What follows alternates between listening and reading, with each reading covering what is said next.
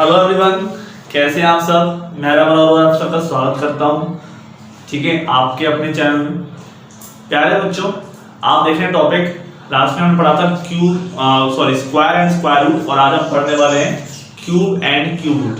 ठीक है, यानी कि घन और घनमूल। तो ध्यान रखना है हमको, जैसा स्क्वायर था वैसे ही यहाँ पे क्यूब है। स्क्वायर में क्या होता था कि दो संख्याओं को गुणा करते थे हम। ठीक है, 2 गुणा 2 तो 4 होता था, सेम संख्याओं को। यदि समान समान 3 संख्याओं को गुणा करें तो क्या बन जाता है, घन बन जाता है, यानी कि क्यूब बन जाता है। ठीक है, तो डेफिनेशन क्या है भाई, समान समान 3 संख्याओं को गुणा करने पर प्राप्त संख्या उस संख्या का क्यूब कहलाती है। घन यानी कि क्यूब कहलाती है। ठीक है, भाई जैसे 2 गुणा 2 तो कई बार क्या हम गलती करते हैं इसको मल्टीप्लाई करने में भी। जैसे हम स्पीड से ही मल्टीप्लाई करते हैं, 2 3 6 कर देते हैं, तो 2 3 6 यहाँ पे 2 3 6 नहीं है, यहाँ पे 2 2 4 4 2 8 है। ठीक है, यानी कि 2 की पावर अगर मैं क्यूब लिखता हूं तो किसके बराबर होगा, 8 के बराबर होगा। राइट, तो यहाँ पे आपको ये चीज देखने को मिलेगी। हम कुछ और रूल्स भी यहाँ पे लेके आए हैं। ठीक है, जैसे 3 का क्यूब है हमारे पास, तो 3 मल्टीप्लाई 3 करेंगे तो कितना आ जाएगा भाई, 27 आ जाएगा। इसके अलावा और क्या क्या रूल्स है भाई, क्यूब तो समझ में आ गया आपको कि और क्यूब रूट का मतलब वही होता है जैसे स्क्वायर रूट का मतलब होता है कि जैसे 8 का क्यूब रूट निकालो। अब वहां पर तो आप क्या निकालते थे, आप ऐसे करते थे, यहाँ पे ना ऐसे करते थे तो स्क्वायर रूट निकलता था, यानी कि वर्गमूल निकलता था। अब यहाँ पे स्क्वायर रूट तो है नहीं, यहाँ पे तो क्या है, घनमूल है। तो घनमूल को निकालने का मतलब है कि 8 की पावर 1/3। ठीक है, वर्गमूल का मतलब होता है पावर में 1/2, और क्यूब रूट का मतलब यानी कि घनमूल का मतलब होता है पावर में 1/3। तो इसका मतलब क्या हो जाएगा, 2 हो जाएगा। ठीक है, तो 8 को क्या लिख सकते हैं, 2 की पावर 3 के रूप में, और पावर 1/3, 3 से 3 कैंसिल, यानी कि 2। तो लिखने का तरीका और भी होता है, जैसे इस साइन में अगर मैं लिखूं तो 8 और यहाँ पे लिख दूंगा मैं 3। ठीक है, क्लियर। तो आगे भी उसका मतलब क्या हो जाएगा, घनमूल हो जाएगा। ठीक है, और देखिए तो धन पूर्णांक यानी कि पॉजिटिव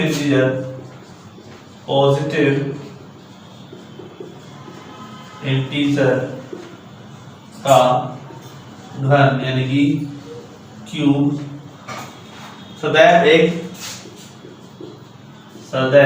एक धनात्मक संख्या होती है। सदैव एक धनात्मक संख्या होती है। ठीक है, क्या है, धन पूर्णांक यानी कि पॉजिटिव इंटीजर का अगर मैं क्यूब निकालूंगा तो उससे कैसा नंबर आएगा, पॉजिटिव नंबर ही आएगा। और देखते हैं, और अगर नेगेटिव नंबर होगा तो नेगेटिव यानी कि ऋणात्मक यानी कि नेगेटिव। ठीक है, तो नेगेटिव इंटीजर जो होता है ना, ऋणात्मक पूर्णांक होता है, इंटीजर का घन यानी कि क्यूब क्या होगा, हमेशा एक ऋणात्मक संख्या होगी, ठीक है, क्लियर भाई। तो यहाँ पे धन पूर्णांक और ऋण पूर्णांक, जैसे मान लो मैं आपको बताता हूं भाई, आपने लिखा 4 का क्यूब का मतलब क्या हुआ, 4 मल्टीप्लाई 4 यानी कि 4 4 जा 16 और 16 4 जा कितना हो गया, 64, यानी 64 आ गया। पहले तो क्या था कि 8 का स्क्वायर होता था 64, ठीक है, लेकिन यहाँ पर क्या है, 4 का क्यूब 64 है, ठीक है। 4 का क्यूब क्या है 64 है, क्लियर। अगर मैं यहाँ पे माइनस लगा दूं, -4 की पावर क्यूब लिख दूं, तो ये आंसर भी क्या होगा माइनस में ही आएगा। कैसे आएगा माइनस में? -4 की पावर क्यूब का मतलब क्या है, मैं माइनस के 4 को 3 बार गुणा करूं, है ना। ये तो मतलब है कि मैं माइनस के 4 को 3 बार मल्टीप्लाई करूं, तब जाके मेरे को क्या मिले, आंसर मिले। तो 4 मल्टीप्लाई 4 करने पर आ तो जाएगा 64, लेकिन जो माइनस माइनस है ना वो चिन्हों पे डिपेंड करेगा। जैसे माइनस फिर गुणा करोगे माइनस से तो माइनस माइनस प्लस, फिर प्लस को गुणा करोगे माइनस से तो फिर वापस से क्या हो जाएगा माइनस हो जाएगा, और यहाँ पे क्या आ जाएगा माइनस के 64 यानी कि ऋणात्मक, ठीक है। तो अगर पॉजिटिव नंबर का क्यूब निकाल रहे हो तो पॉजिटिव, नेगेटिव का निकाल रहे हो तो नेगेटिव आंसर आता है, जबकि स्क्वायर वाले में ऐसा नहीं होता था। स्क्वायर वाले में आप चाहे नेगेटिव का स्क्वायर निकालो चाहे पॉजिटिव का निकालो, आंसर आपका पॉजिटिव ही आता था, क्योंकि उसमें 2 बार माइनस से गुणा हो रहा है ना, तो माइनस माइनस क्या हो जाता था प्लस हो जाता था। इसमें कितनी बार मल्टीप्लाई हो रहा है 3 बार। मैं बताया था ना सम और विषम का फर्क पड़ता है। अगर आप किसी माइनस माइनस को सम बार मल्टीप्लाई करो तो उस प्लस तो होना ही है, आप माइनस माइनस को विषम बार, ठीक है, आप कर रहे हो गुणा, तो वो विषम में आएगा, सॉरी माइनस में आएगा, ठीक है।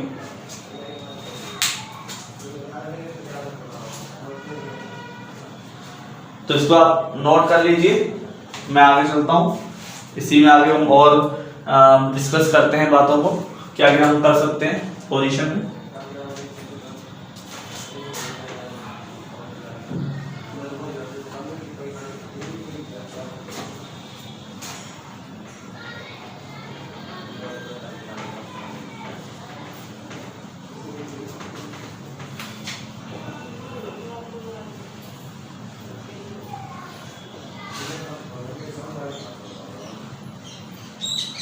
ठीक है, देखो क्या है जल्दबाजी, यानी कि हमको थोड़ा स्पीड बढ़ाना होता है, तो हमको है ना तो चीजें माइंड में एज रखनी पड़ती है।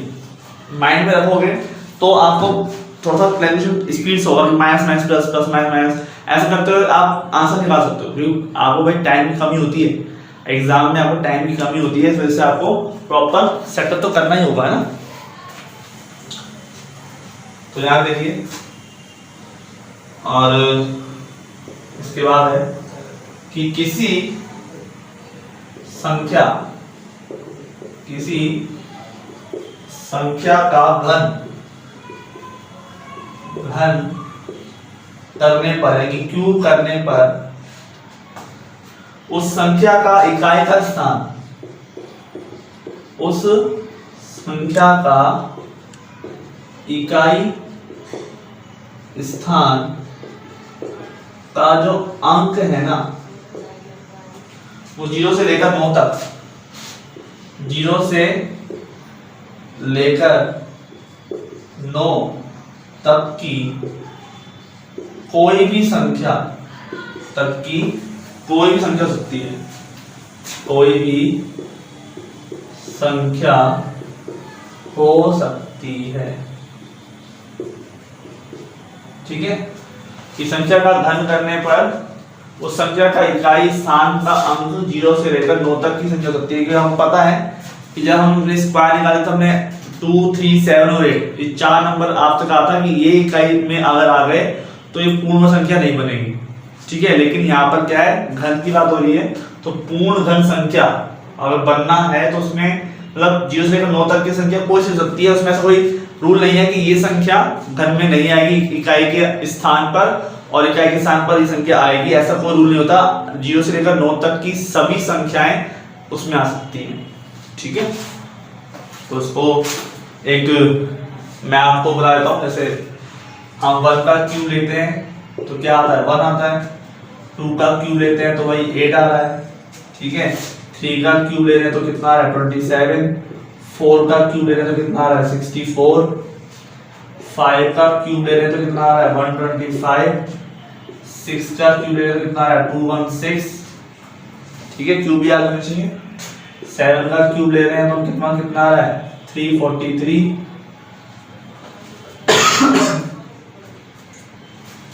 ठीक है।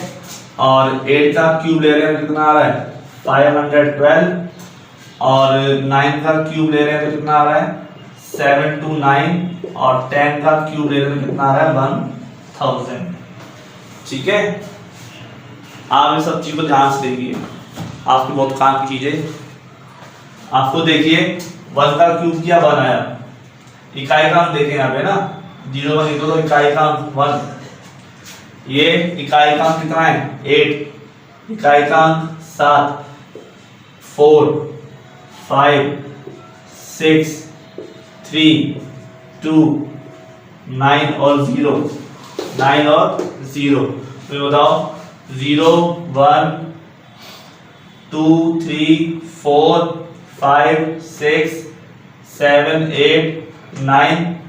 ठीक है, मतलब सारे के सारे नंबर आ गए कि नहीं आ गए, 1 से लेकर 10 तक में आ गए सारे सारे। ठीक है, इकाई का जो अंक है वो कुछ भी हो सकता है, ऐसा कोई भी वो नहीं है कि ये नहीं होगा या वो नहीं होगा। समझ में आ रहा है ना, देसी भाषा में बताऊं तो आपको दिख रहा है साफ साफ कि क्यूब करने पर इकाई का अंक कुछ भी हो सकता है।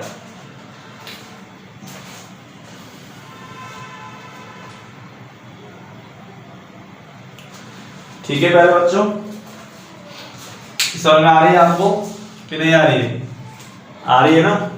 तो बस अब हमारे पास ये चीजें आपको डिस्कस करने वाली है कि चीज का ध्यान रखना है ना। एक रूल मैं आपको बताता हूं,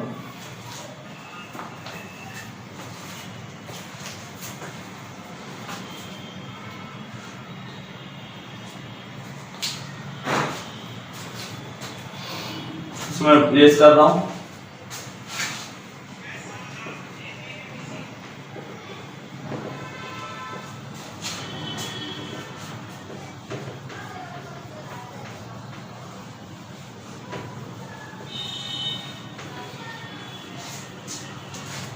ठीक है, आगे देखिए, आगे है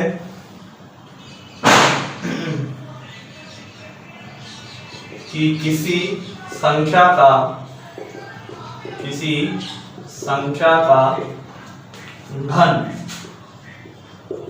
सदैव उस संख्या का घन सदैव उस संख्या के बराबर क्रमागत विषम संख्याओं का योग होता है। विषम संख्याओं का योग होता है, योग होता है। ठीक है, कि संख्या का घन यानी कि क्यूब क्या होता है भाई, संख्या का जो क्यूब होता है वो उस संख्या के बराबर क्रमागत विषम संख्याओं का योग होता है। क्रमागत विषम संख्याओं का योग, जैसे 2 का क्यूब है, ठीक है, उस संख्या के बराबर क्रमागत यानी संख्या के बाद। अब 2 के बाद 2 का क्यूब कितना है भाई 8। अब 8 2 के बाद विषम संख्या कौन सी है 3 है और फिर 5 है। तो देखो 8 का योग करूंगा तो 3 और 5 के बराबर आएगा कि नहीं, 8 जो है 3 और 5 के योग के बराबर आ रहा है। आगे देखो 3 का क्यूब कितना होता है 27 होता है। ठीक है, 3 का क्यूब 3 के बाद क्रमागत विषम संख्या। ठीक है, आप बताइए क्या क्या हो सकती है भाई, 5 है और 7 है भाई, उतना ही आएगा। ठीक है, के बराबर क्रमागत संख्याओं का योग उस संख्या के बराबर। ठीक है, चीज का ध्यान रखना, उस संख्या के बराबर। ठीक है, तो 3 का देखो 3 का क्यूब निकालना है, यहाँ पर कितना आएगा देखो, एक तो आएगा 5, एक आएगा 7, एक आएगा 9 और एक आएगा 11। ठीक है, 3 संख्याओं का है तो टोटल कितना आ जाएगा 27 आएगा कि नहीं आएगा ना। 7 9 11 तीनों कैसी संख्या है, विषम संख्या है, तो आंसर कितना आएगा 27। ठीक है भाई बच्चों, चीज समझ में आ गई आपको, कहीं पर दिक्कत वाली बात तो नहीं होनी चाहिए। इसके और रूल्स हम पढ़ेंगे नेक्स्ट लेक्चर में। आज के इतना रखते हैं, थैंक यू। पढ़ते रहिए, आगे बढ़ते रहिए और मन लगा के पढ़िए। देखो मन लगा के पढ़ोगे तभी काम चलेगा। Thank you.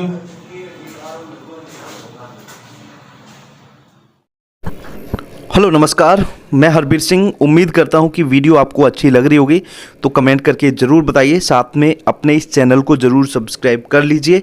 इसके अलावा डिस्क्रिप्शन बॉक्स में हमारे स्टडी ग्रुप का लिंक है, जिसको आप ज़रूर ज्वाइन कीजिए। साथ में स्क्रीन पे आपको हमारा व्हाट्सएप नंबर दिख रहा होगा, इस पे ज़रूर मैसेज करें और हमारे स्टडी ग्रुप में आप जुड़ जाइए, जिसमें आपको अपडेट मिलेंगे। अपडेट के लिए आप जुड़ सकते हैं और स्टडी मटेरियल के लिए आप जुड़ सकते हैं और एक दूसरे के साथ डिस्कशन करने के लिए, गाइडेंस के लिए आप हमारे साथ जुड़ सकते हैं। तो आप दिए हुए नंबर पे व्हाट्सएप मैसेज करें, हमारे साथ जुड़ें। धन्यवाद। चलो वीडियो को कंटिन्यू करते हैं।